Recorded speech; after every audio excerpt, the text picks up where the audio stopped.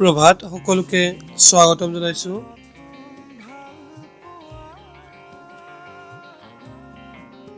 তোমালোকৰ উন্মেষ পাঠ্যপুথিৰ এইটো হৈছে পাঠ নম্বৰ 4, ঠিক আছে। এই পাঠ নম্বৰ 4টো আমি এতিয়া আজি পঢ়িম, আবৃত্তি কৰিম। চ' এই পাঠটোৰ নাম হৈছে কৃষক। এইটো হৈছে এটা কবিতা, যিহেতু তোমালোক অসমীয়া বা উন্মেষখনত কবিতা পাবা, গল্প পাবা। মই প্ৰথম এটা ভিডিঅ'ত তোমালোকক ধুনীয়াকৈ বুজাই দিছোঁ। চ' আমি আজি এই কবিতাটো পঢ়িম আৰু আবৃত্তিও কৰিম।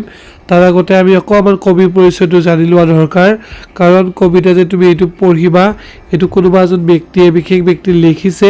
সেই লিখকজনৰ বিষয়ে তোমালোকে কবিতাটো পঢ়াৰ আগতে জানি বুজি লোৱাটো অত্যন্তই প্ৰয়োজনীয়, কাৰণ সেই কবিতাটো যিজন লিখকে লিখিছে তেখেতৰ মনৰ ভাৱ, যি কল্পনা জগতৰ পৰা তেখেতে এখন ছবি উঠাই দিছে কবিতাটোৰ মাধ্যমেৰে, সেই বিষয়টো তোমালোকে জানিব লাগিব। চ' এই কবিতাটো লিখিছে তুলসী চন্দ্ৰ বৰুৱা নামৰ এগৰাকী কবিয়ে। চ' তুলসী চন্দ্ৰ বৰুৱাৰ জন্ম হৈছিলে যোৰহাটত।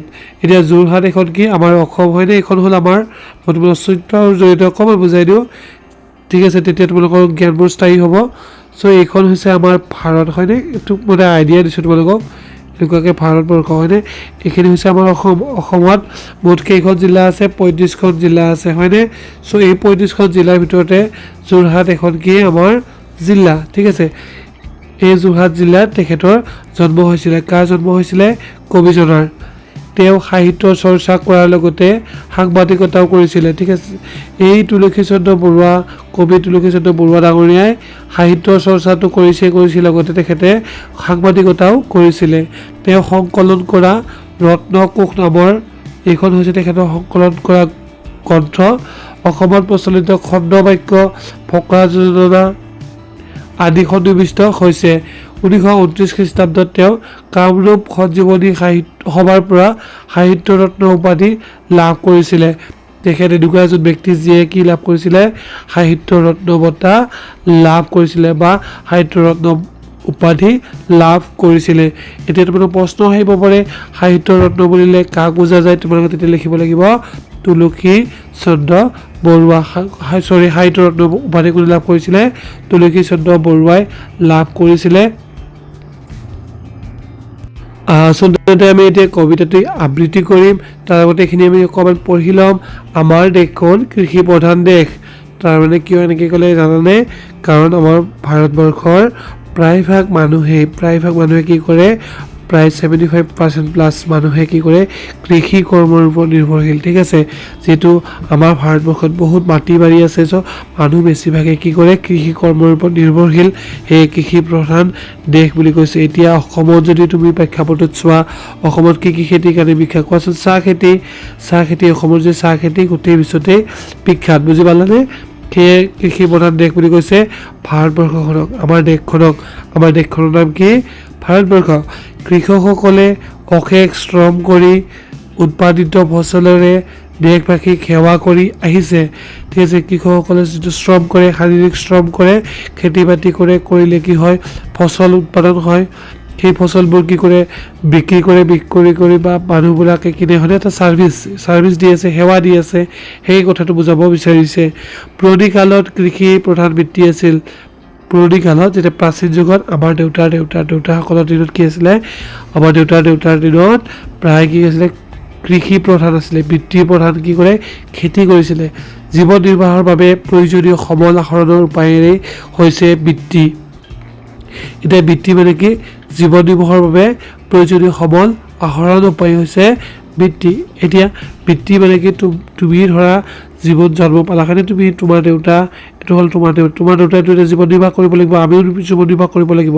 এতিয়া দেউতাইতো কিবা এটা কৰ্ম কৰিব লাগিব ন। যদি তোমাৰ দেউতা ডক্তৰ হয়, ডক্তৰটো দেউতাৰ কি হ'ব? বৃত্তি হ'ব। যদি তোমাৰ দেউতাই খেতিয়ক হয়, খেতিয়কটো তোমাৰ দেউতাৰ বৃত্তি।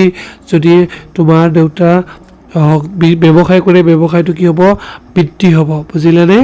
তাৰপিছত কৈছে জীৱন ধাৰণৰ বাবে সকলো স্তৰৰ লোকেই কৃষিজাত সামগ্ৰীৰ ওপৰত নিৰ্ভৰশীল, দেখিছানে?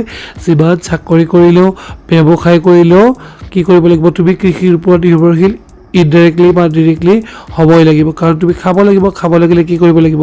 সেইটো কোনোবাই নহয় কোনোবাই খেতি কৰিব লাগিব হয়নে? আমি সকলোৱে কি খাওঁ? অসমৰ প্ৰায়ভাগ মানুহে কি আমাৰ খাদ্য কি ভাত হয়নে এতিয়া ভাতৰ যিটো ভাতবোৰ হৈছে চাউলৰ পৰা হৈছে চাউলবোৰ ক'ৰ পৰা হৈছে ধানৰ পৰা হৈছে এই ধানবোৰ যে তোমালোকে পাইছা ধানবোৰ কি কোনোবা নহয় কোনোবা কৃষকে খেতি কৰিছে পথাৰত সেই ধানবোৰ আমি কি চাউল আকাৰে ভাত বনাই খাব পাৰিছোঁ হয়নে গতিকে আমি কি ইনডাইৰেক্টলি কিহৰ ওপৰত নিৰ্ভৰশীল হৈছোঁ কৃষিৰ ওপৰত নিৰ্ভৰশীল হৈছোঁ সেই কথাটো কবিয়ে ক'ব বিচাৰিছে দেশৰ নাগৰিকৰ প্ৰয়োজনীয় খাদ্য শস্য কৃষকসকলে উৎপাদন কৰে আমাৰ দেশখনত যিমান নাগৰিক আছে মানে ব্যক্তি আছে মানুহ আছে সকলো মানুহক যিমান খাদ্যৰ প্ৰয়োজন হ'ব ভাবাচোন এবাৰ এই খাদ্যবোৰ যদি কৃষকে উৎপাদন নকৰে খেতি নকৰে তেন্তে খাব পাব জানো নাপায় নহয়নে সেইটো ক'ব বিচাৰিছে কৃষি বৃত্তিটোৰ প্ৰতি শ্ৰদ্ধা আৰু আগ্ৰহ বৃদ্ধিৰ জৰিয়তে দেশৰ প্ৰগতিৰ কেনেকৈ অৰিহণা যোগাব পাৰি কবিতাটোৰ মাজেৰে চাওঁ আহা খেতি কৰিছে দেশৰ শ্ৰদ্ধা আৰু মানুহবিলাকৰ আগ্ৰহ খেতিৰ প্ৰতি আগ্ৰহ যাতে বাঢ়ে বুজি পাইছেনে সেইটো কাৰণে এই কবিতাটো তোমালোকক দিছে চ' এতিয়া আমি কবিতাটো পঢ়িম প্ৰথম শাৰী তোমালোকক দিছে জীৱন ডাঙৰ গুৰি বঠা ধৰি তুমি সমাজক ৰাখিছা জীয়াই তুমিয়ে পিতৃতুল্য গোটেই দেশৰ আন্নাহাৰ দিছা সৰ্বদাই তোমাৰ জহতে লোকে আজি বিদ্যা ধন স্বদেশৰ উন্নতি সাধিছে তোমাৰে উৎপন্ন লৈ কিনা বেচা কৰি সদাগৰে লক্ষ্মীক বান্ধিছে এটি মাথো বাৰিষা থাকা যদি বহি দেশত লাগিব হাহাকাৰ বুজিলেনে এটা বাৰিষা ৰৈ থাকিলে দেশত হাহাকাৰ লাগিব বুলি কৈছে মই কবিতাটো বুজাই দিম তোমালোকে অপেক্ষা কৰা শেষলৈ ধুনীয়াকৈ মই মূল বস্তুটো তোমালোকক কবিতাটো বুজাই দিম তাৰপিছত আমি এতিয়া কবিতাটো কেৱল আবৃত্তি কৰি গৈছোঁ সমাজ বান্ধনি কেৰি পৰিব উপৰি উন্নতিও হ'ব চৰকাৰ তোমাৰ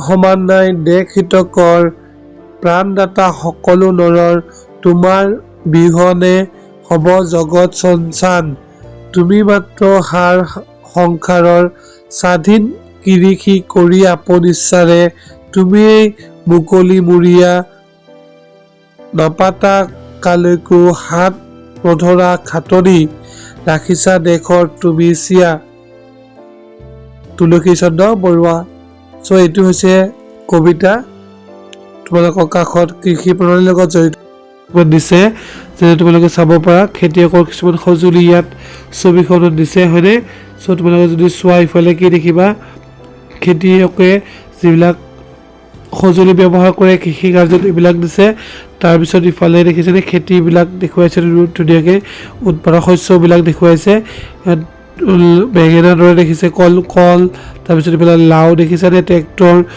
দাৱনীয়ে ৰুই আছে তাৰপিছত ইফালে চাহ বাগিচাৰ পৰা কিছু শ্ৰমিকে চাহপাত ওলাইছে গৰুৰে ধুনীয়াকৈ দেখিছে খেতি কৰিছে গম ধান খেতি কৃষক এনেকৈ ছবি দেখিছে হয়নে এতিয়া তলত অকণমান কথা দিছে মূল কবিতাটো কি কৈছে মূল কবিতাটো থকা সৰ্বদাই আৰ্জি শব্দ দুটাৰ সৰলীকৃত আবিধানিক শুদ্ধ ৰূপ সৰ্বদাই আৰ্জি কৰা কিছুমান মানে অকণমান শ্বৰ্ট ফৰ্মত কবিয়ে চন্দ্ৰ মিলাই কবিতাটো ৰচনা কৰিছে মই তোমালোকৰ এইটো তুলসী চন্দ্ৰ বৰুৱাদেৱৰ কৃষক কবিতাটো সাৰাংশ দিবলৈ চেষ্টা কৰিছোঁ হয়তো তেখেতৰ মনোভাৱেৰে অকণমান ইফাল সিফাল হ'ব পাৰে কিন্তু তোমালোকৰ সুবিধাৰ্থে মই এইখিনি ধুনীয়াকৈ সাৰাংশ এটা দিছোঁ এই পাঠটোত কৃষকৰ মহত্ব আৰু দেশ গঢ়াত কৃষকৰ অৱদানৰ কথা কোৱা হৈছে কৃষকক সমাজৰ মূল ভিত্তি বুলি বৰ্ণনা কৰিব বিচাৰিছে কবিয়ে কাৰণ তেওঁলোকে খাদ্য উৎপাদন কৰি সকলো মানুহৰ জীৱন চলাই ৰাখে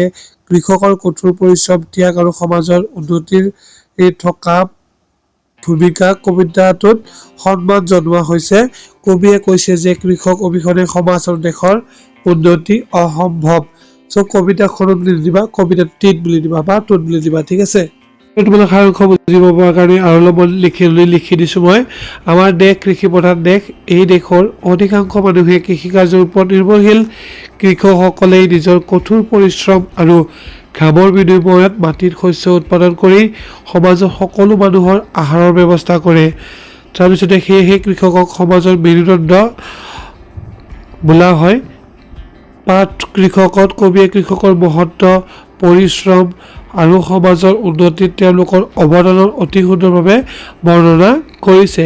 কবিতাটোৰ আৰম্ভণিতে কবিয়ে কৃষকক জীৱনৰ গুৰুত্বপূৰ্ণ ব্যক্তি বুলি কৈছে, হয়নে? আমি যদি আৰম্ভণিখিনি পঢ়ি চালোঁ তাত পাইছোঁ কৃষক সমাজৰ বাহক, কিয়নো তেওঁ মাটিৰ শস্য উৎপাদন কৰি দেশবাসীক খাদ্য যোগান ধৰে।